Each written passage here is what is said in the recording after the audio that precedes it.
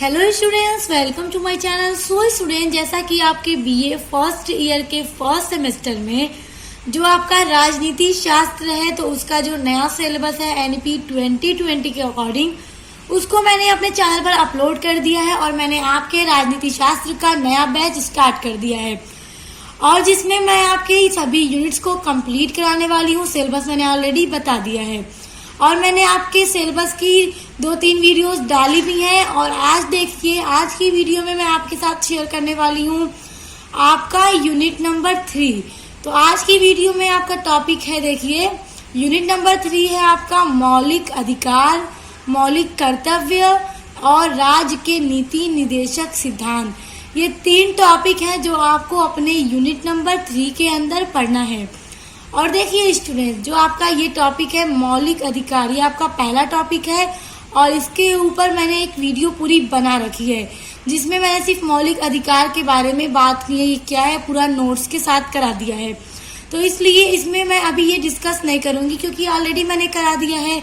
तो इसका लिंक मैं आपको डिस्क्रिप्शन बॉक्स में दे दूंगी। ये वीडियो पढ़ने के बाद आप उसको जरूर पढ़ लीजिएगा क्योंकि हर एक टॉपिक आपका मोस्ट इम्पॉर्टेंट है आपके एग्जाम के लिए। अब देखिए, दूसरा टॉपिक है आपका मौलिक कर्तव्य। इसको आज की वीडियो में हम कवर करेंगे। अब देखिए, आपका हेडिंग है मौलिक कर्तव्य। तो स्टूडेंट्स, पहले इसको समझ लीजिए मौलिक कर्तव्य होता क्या है। देखिए, अधिकार और कर्तव्य एक ही सिक्के के 2 पहलू होते हैं। जैसे स्टूडेंट देखिए, जो आपको मैंने मौलिक अधिकार इसके पहले वीडियो में पढ़ाया है तो उसमें मैंने आपको बताया था कि जो मौलिक अधिकार है वो संविधान में लिखित है और मौलिक अधिकार भारत के नागरिकों का अधिकार है, जिसपे मतलब भारत के नागरिकों का पूरा अधिकार है, जो मतलब नागरिकों के लिए बहुत ही ज्यादा फायदेमंद है और नागरिकों के विकास के लिए, अपने जीवन को उन्नत बनाने के लिए बहुत ज्यादा मदद करता है।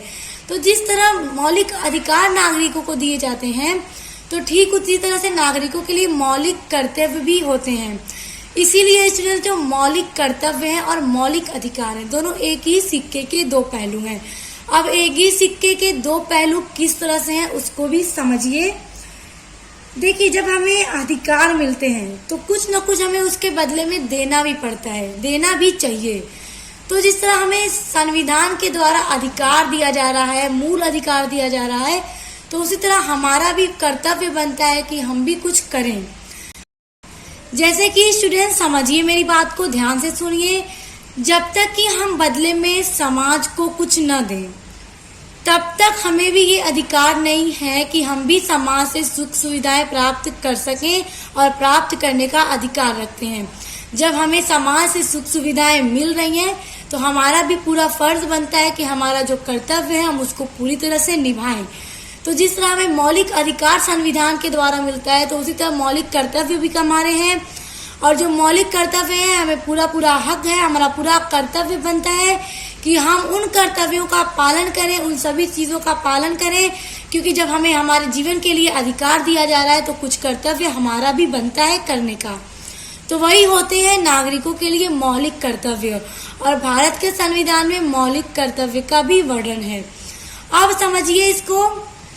भारतीय संविधान के 42वें संशोधन द्वारा 1976 ईस्वी में नागरिकों के मूल कर्तव्यों को सम्मिलित किया गया है। अब स्टूडेंट्स देखिए, भारत के संविधान में, भारत का जो संविधान है उसके 42वें संशोधन में, यानी कि 1976 में जब 42वां संशोधन किया गया था तभी भारत के संविधान में नागरिकों के लिए मूल कर्तव्य को शामिल किया गया कि नागरिकों के जिस तरह से मूल अधिकार हैं उसी तरह नागरिकों के लिए मूल कर्तव्य भी होना चाहिए, क्योंकि अधिकार और कर्तव्य दोनों एक ही सिक्के के 2 पहलू हैं।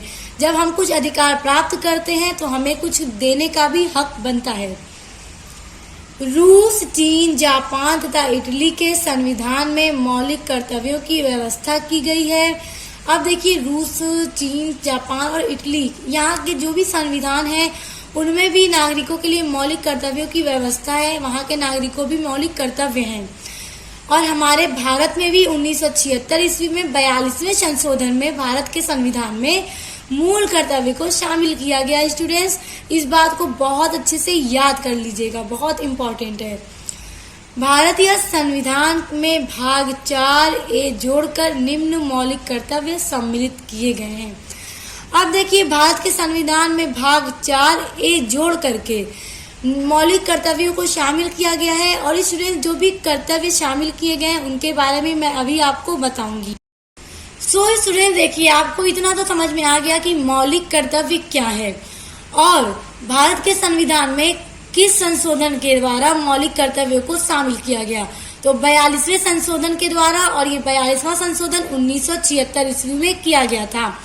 अब आगे समझिए स्टूडेंट्स, जब 42वां संशोधन किया गया था 1976 ईस्वी में, तब भारत के संविधान में पूरे 10 कर्तव्यों को रखा गया था। 10 कर्तव्यों की व्यवस्था की गई थी। यानी 1976 में जो 42वां संशोधन किया गया था, तो हमारे भारत के संविधान में नागरिकों के लिए पूरे 10 मौलिक कर्तव्य रखे गए थे कि ये 10 कर्तव्य नागरिकों के लिए बहुत जरूरी हैं। लेकिन स्टूडेंट्स, फिर वर्ष 2002 ईस्वी में 82वें संशोधन के द्वारा एक और मौलिक कर्तव्यों को जोड़ दिया गया। यानी स्टूडेंट्स, अब जो हमारे पूरे कर्तव्य हैं, मौलिक कर्तव्य हमारे भारत के संविधान में, वो पूरे 11 हमारे मौलिक कर्तव्य हैं। और स्टूडेंट्स, अब इस बात को एक बार और ध्यान से समझ लीजिए और सुन लीजिए। जब 1976 ईस्वी में 42वां संशोधन किया गया था, तब भारत के संविधान में पूरे 10 मौलिक कर्तव्य रखे गए थे जो नागरिकों के लिए जरूरी हैं। फिर उसके बाद वर्ष 2002 में जब संशोधन किया गया, 82वें संशोधन यानी 82 वाला जब संशोधन किया गया, तब 2002 में एक और कर्तव्य जोड़ दिया गया। तो वर्तमान में हमारे पूरे 11 मौलिक कर्तव्य हैं। और अब वो मौलिक कर्तव्य कौन कौन से हैं, आइए उनको पढ़ते हैं। देखिए, पहला हमारा मौलिक कर्तव्य है, भारत के प्रत्येक नागरिक का कर्तव्य होगा कि वह संविधान का पालन करे तथा उसके आदर्शों, संस्थाओं, राष्ट्रध्वज और राष्ट्रगान का उदय करे। अभी स्टूडेंट्स देखिए, भारत के प्रत्येक नागरिक का ये पूरा कर्तव्य बनता है कि वो अपने संविधान का पालन करे, संविधान में जो भी बातें हैं उनका पूरी तरह से पालन करे, उसका उल्लंघन कभी न करे। ये एक कर्तव्य है भारत के प्रत्येक नागरिक का। और उसके साथ साथ जो आदर्श संस्थाएं हैं हमारे भारत की, उनका सम्मान करे, हमारे राष्ट्र ध्वज का सम्मान करे। और स्टूडेंट्स देखिए, जो हमारा राष्ट्रगान है, जनगण मन अधिनायक जय है, जब भी वो चले तो हमें सीधे खड़े हो जाना है, हमें बैठना नहीं है, हमें अपने राष्ट्रगान का भी सम्मान करना है। ये सभी हमारे कर्तव्य हैं। उसके बाद देखिए, दूसरा हमारा कर्तव्य है, राष्ट्रीय आंदोलन को प्रेरित करने वाले उच्च आदर्शों को हृदय में संजोए और उनका पालन करें। अब देखिए, राष्ट्रीय आंदोलन को प्रेरित करने वाले जो उच्च आदर्श जो हैं, उनको अपने दिल में संजोए, यानी अपने दिल में रखें, उनकी इज्जत करें, उनका सम्मान करें और उनका पालन करें। जो हमारे राष्ट्रीय आंदोलन को प्रेरित करने वाले आदर्श हैं, उनका हमें सम्मान करना है और पालन करना है। ये भी हमारा एक बहुत बड़ा कर्तव्य है। उसके बाद देखिए, हमारा तीसरा मौलिक कर्तव्य है, भारत की प्रभुता, एकता तथा अखंडता की रक्षा करें और उसे बनाए रखें। देखिए, भारत में प्रभुता और एकता और अखंडता की रक्षा करना चाहिए। ये हमारा एक बहुत बड़ा मौलिक कर्तव्य है। और स्टूडेंट्स, हमें एक दूसरे में देखिए, जैसे हमारे भारत में एक धर्म के लोग नहीं रहते, हिंदू, मुस्लिम, सिख, ईसाई सभी रहते हैं और सब आपस में भाई भाई हैं। देखिए, यहाँ पे धर्म नहीं देखना चाहिए कि हम हिंदू हैं या मुस्लिम, हमें सबका सम्मान करना चाहिए, सबके धर्म का आदर करना चाहिए, सबके धर्म का सम्मान करना चाहिए। क्योंकि यहाँ पे धर्म जरूर अलग अलग है, मगर हम सब एक हैं, हम सब भारतीय हैं। उसके बाद देखिए, चौथा है, देश की रक्षा करें तथा आह्वान करने पर राष्ट्र की सेवा करें।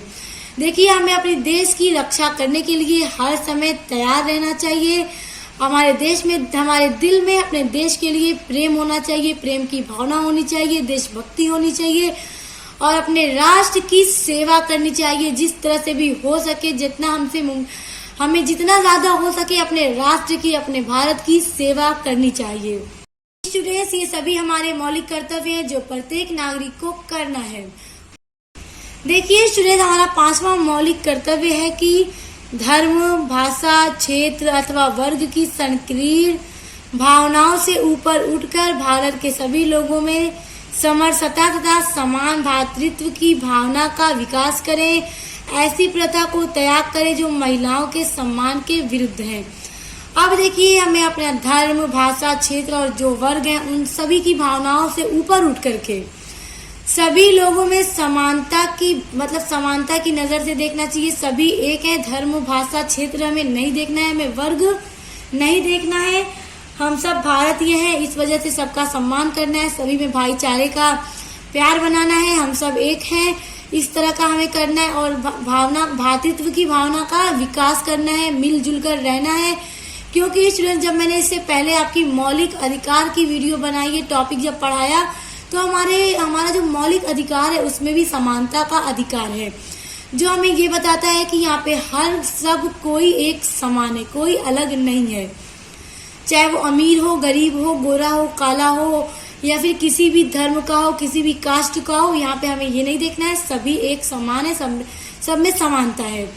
और देखिए, हमें ऐसी प्रथाओं को त्याग देना चाहिए, सैक्रिफाइस कर देना चाहिए, इस तरह की प्रथा का जो महिलाओं के सम्मान के विरुद्ध हो, यानी खिलाफ हो, यानी जिससे महिलाओं का सम्मान न करने वाली जो भी प्रथाएं हैं, हमें उन्हें त्याग देना चाहिए, उनका सैक्रिफाइस कर देना चाहिए।